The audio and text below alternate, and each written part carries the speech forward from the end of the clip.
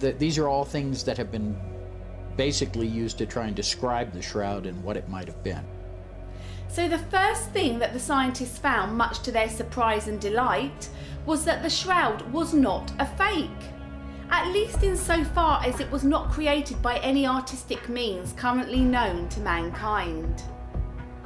All of the research team's tests indicated that this was a genuine burial cloth. But then how could they be sure that it was actually the shroud of Jesus Christ and nobody else?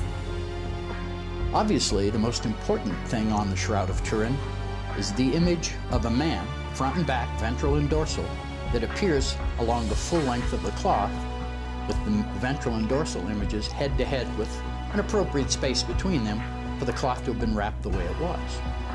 Of course, the most important thing that we see, if we look at the ventral image, front image, is the man himself. And as he stands there, you can see his arms crossed before him. You can see his shoulders, although they were damaged in the fire of 1532 and there are holes and patches there now. You can then see the legs, the knees, the thighs, the calves, and even the feet on the ventral image. Now, when you look at the shroud a little closer, you'll also see a number of stains.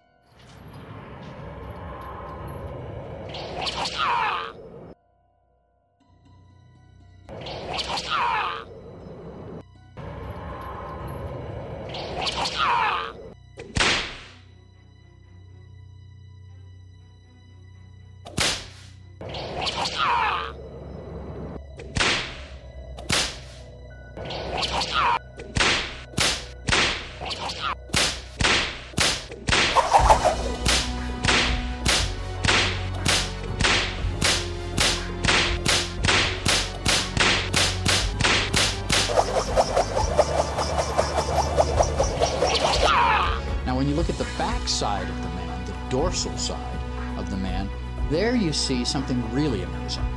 There are a lot of markings across the back. Now, if you look closely, you'll find these extend all the way down past the buttocks to the back of the legs.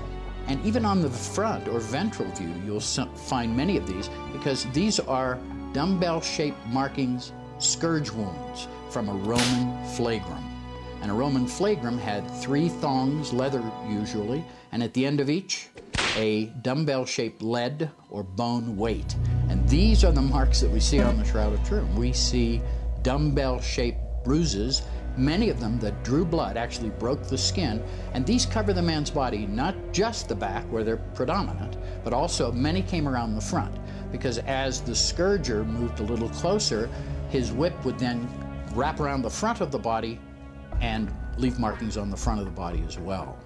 Now, if we look at the face of the man of the shroud, we see blood stains on the forehead. And if we go further, we see blood stains in the hair.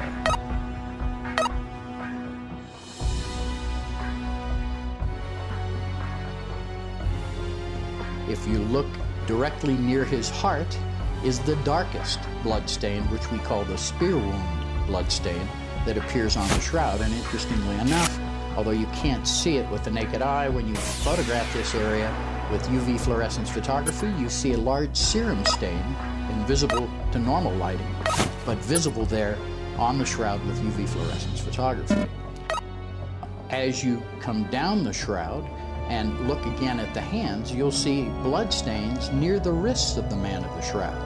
Now, this would be the crucifixion wound from where the hands were nailed to the cross, and unlike all medieval and Renaissance art, which always depicts the nailing of the hands through the palms themselves, this shows an exit wound further up the wrist and would have been the correct exit wound for the nailing through the wrists, because the Romans did this all the time and they knew very well where to nail the hands so they wouldn't come loose, and in the middle of the palm is not the place to do that, closer to the wrist. So unlike all medieval and Renaissance art, the shroud shows it forensically accurate in the wrist. Now, if you come down and look at the feet, you'll also see at the feet blood stains. Now, there's some argument as to whether both feet were individually nailed or whether one foot was nailed over the other. We cannot tell this from the blood stains on the shroud. So it is impossible for us to make that conclusion, draw that conclusion from the Shroud of Turin.